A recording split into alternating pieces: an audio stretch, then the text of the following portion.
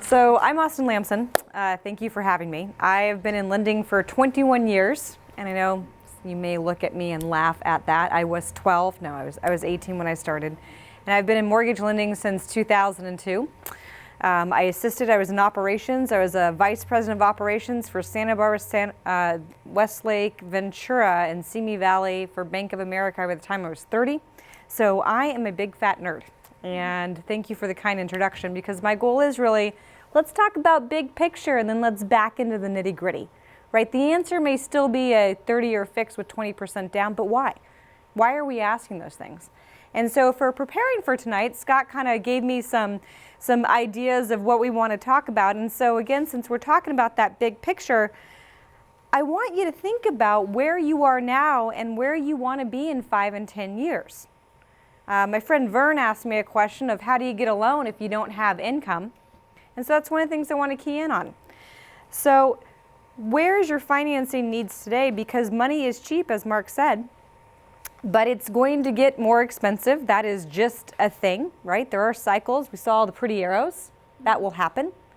And mathematically, when there is a 1% increase in interest rates, that you therefore qualify for 10% less from a price perspective. So that's a really big deal. So I want you to look at what your financing is and what your financing needs may be, not just for the house that you're in, but where you may need to be, or maybe where you need to help family with, because we see more and more of those types of things. So one of the things we want to talk about too is, what is that cash? What does that look like? Is it a traditional financing term? I always tell people to go conservative, but don't pay for what you don't need. I love a good old-fashioned 30-year fixed rate, definitely. But if you do not intend on using that product for that long, why are you paying for it? I would never tell somebody to take maybe something fixed for only 3 or 5 years, because you're going to blink and that's gone. So I like these sweet spots depending on your financial plan of maybe fixed for 7 years, 10 years, 15, or back to 30. Just again, depending on how long you think you're going to want that cash out there. So another thing that I want you to think about is, what types of credit are available on the secondary market as well. So you hear lots of lines of credit. They used to be so easy. There was actually, I remember, because I survived the countrywide Bank of America takeover, so not fun. But I remember one of these loan officers, when we were escorting them out, not in handcuffs yet, but when we were escorting them out, he had this postcard he would send to clients with a little reflector. It says, if you can fog this mirror, I can get you a loan. And it was kind of that true. I mean, it was that bad. And one of the things people kept selling, besides these negatively amortizing loans or these quickly adjustable or these sneak up on you type payment things, are lines of credit. Lines of credit are typically based on prime, and a lot of people see them as a checking account against their house, a credit card against their house. And that is a true statement, but it is not a long-term debt strategy. And as you get into a recession, those line of credits will be frozen. Winter is indeed coming, right?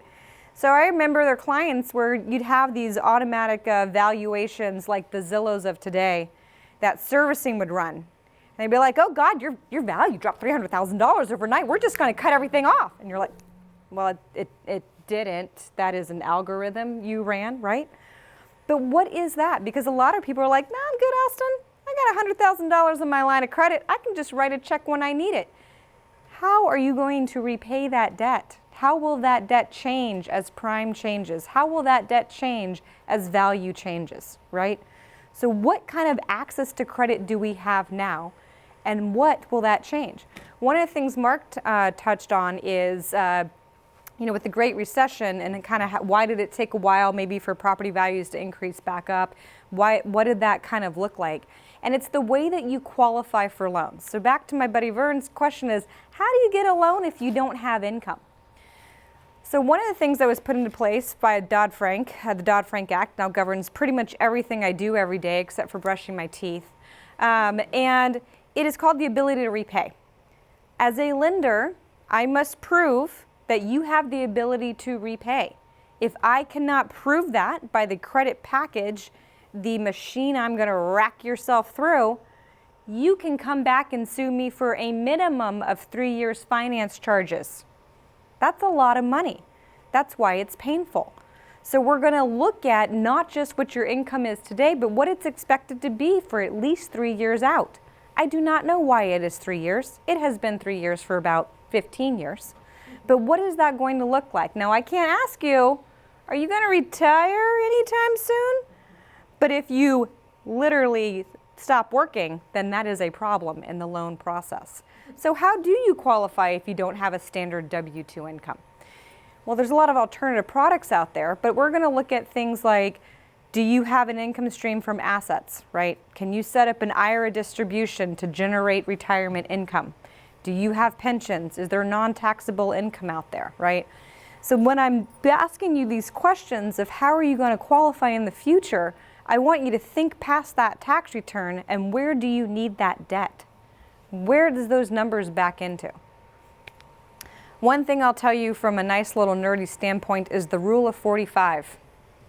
So your gross income at 45% is what you can have and maintain for most loan programs from a debt qualifying standpoint. So if you make $10,000 a month, all of your monthly obligations on your credit report and housing has to equal about $4,500, right? So I know that in the future, if I have a house now and maybe I want to take some money out of it, buy something smaller as maybe an investment property, right? I can use some proposed rental income to qualify over here. I know that all those numbers need to be within a certain debt to income ratio. That could be something you qualify for today, but maybe not in 3 or 4 years, right? Maybe you're not going to have that job. Maybe you're actually going to sell this house. Maybe you're going to turn it into rental. Your kids are going to take over the payment. What are those factors coming down the line? I also think it's good to manage debt, right? I'm an econ nerd. I was teasing Mark about this. That's what my degree is in. I think it's super fun. Like when that whole idea that there is no such thing as a free lunch, it's really got me in junior year in high school. I just went for it, right? So what is your intention with the debt? Do you want a free and clear house? I don't know, do you? Do you want to take out debt now and because you're going to get a kickback, shall we say, for any benefits from a tax perspective of writing off that debt on your Schedule A of your tax returns? That's a lower, therefore, interest rate you're paying, right? If you're paying 4%, feels like 3%. If you're at a 25% tax bracket, right, we're going to take that number off. And can you grow that money somewhere else? I am not telling you to take money out of your house. What I am telling you is, what do you want to do with that debt? What does it mean to you? Is it more that you have assets that you can use and invest in something else, that you can take the trip you want to do, buy another property? Or is it like, I want just my nice little taxes and maybe my insurance, and I don't want a single thing other payment? Okay? So those are the conversations I want you to start thinking and start having. The other thing that the buy now or wait, he touched on millennials. So let me give you some reference points. So I do about 300 loans a year, close about $100 million a year, have for the past 5 or 6 years, okay? So I talk to a lot of different people. And I talk to these nice little millennials, and I do have quite a few that work for me, and man, it is a different language. It is a different language. I don't even know what that is, that abbreviation. So, but the main thing that they tell me, it's not necessarily the student loan debt, because again, they're going to be able to qualify for that. They've got that tech job making $200,000 a year. It is they want the flexibility. They see the house as a ball and chain. Most people I talk to say, well, I want a property that I can make sure that my payments are covered by rent if I ever just decide to take off to Fiji. That's a true statement. Fiji just keeps coming back up now and then, right? So I don't know. Somebody keeps spreading that rumor, right? And I said, well, that sounds nice, but I want you to understand what that debt means to you. What do those payments mean to you? Because not to get too into the tax weeds, and I am not a tax person, but there's a very different thing that you write off on your Schedule A, your itemized deductions, versus your Schedule E as rental properties. You have a rental property. Vern's going to get in on it. He's a retired CPA. Tell me about it, Vern. I only want to comment on this, but don't take what I say as the truth. Mm-hmm. But, our government, or Trump, messed around with our tax laws, and a lot of what we got is illusion, like there may be limits or caps or things on your tax deduction now that suddenly surprise you, and you find out that you're suddenly paying higher taxes than you thought you would. I will tell you the worst impact of that is I have clients that she's a vice principal at a high school and he is a science teacher also at a high school. They had a $10,000 tax bill because they can no longer write off the state and local taxes, the SALT as he called it, on the same way. And also because they don't have 2106 expenses, so educator expenses, nurses, firemen, people that had unreimbursed employee expenses don't get to write that off. But when I'm talking about I want my payment to be covered by rent, that is a different conversation if you're looking at what you write off from an owner-occupied perspective versus writing it off as a rental property. Rental properties, you get a lot more write-off, and there is no limit on the amount of interest you can deduct on a rental property. Owner-occupied now, it's now $750,000 unless you have grandfathered debt. You buy a new house for $1 million, 25% down, great, you're writing that whole thing off. You put 20% down, you're not writing it all off anymore. But on a rental property, you are. So a lot of people come to me and say, I have this big house. And no offense, one of us is not getting out of here alive sooner than the other. So I know I'm going to have a step up and that I'm going to be able to sell it when that person passes without a lot of capital gains.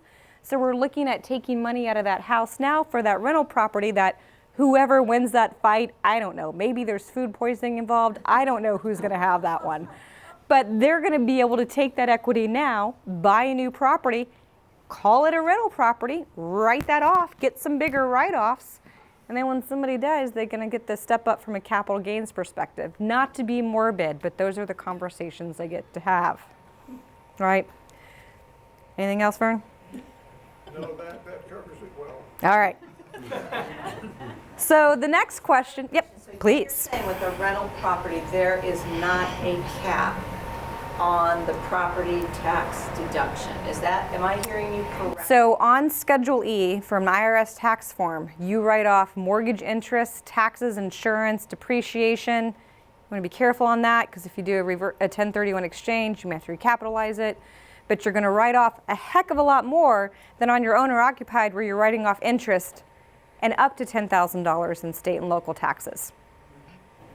So you're going to be able to leverage that asset you have now into an investment property somewhere else, maybe, or in town, right? And do it that way. But there is no limit. You could put $1 million mortgage on the investment property and write that all off, whereas you're going to be capped at $750 for owner-occupied. Yep. So the next question is, do I refinance now or wait? This mythical recession, this mythical rates are going to drop, values are going to drop. Oh my God, the sky is just falling, winter's coming. What am I going to do? Hindsight's 2020, which is, I think, what we're going to call next year, right? Next year is going to be a year of hindsight, right? Hindsight's 2020. If you are happy with the payment and it works in your financial plan, do it. Don't wait for this bottom of the barrel thing. It's always going to be in the rearview mirror, right? You don't know the data. You know the data backwards. You notice his chart stopped at today. It didn't really go forward. We don't know about that yet. So do you refinance now or do you wait? Well, both. What are those needs? Do you buy now or wait? Well, both. What are those needs? Every single person I meet with are like, oh, well, the market's just going to crash. And I'm like, well, I can tell you some math of why you shouldn't wait. But if you like it, and you're comfortable with it, go for it, because what you're buying is your peace of mind, right? We're not buying necessarily, we shouldn't always just buy to make $500,000 off of a $1 condo sale. I still just gets me every time he says that, right? So what are the cash flow items you need? Is there deferred maintenance on your property? We did a situation about 2 years ago now, where the wife really needed some memory care. Like she was going downhill and fast, and bless her heart. And they had a free and clear house. And the husband's like, I want to stay here longer, but she needs care. And I have no other income, what do I do? So we took the money out of the house. We got her into Valverde, She was able to do that. It gave him about $100,000 left so that he could still live in the property. She did pass eventually a year and a half later. He sold it and moved on with his life. What do you need in the future? None of us knows exactly, but you might know if you need a new heater. That is a thing.